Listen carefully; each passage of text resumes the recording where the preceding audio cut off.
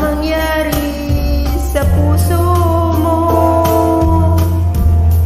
ay baka naisip mo pang maglaho sa mundo.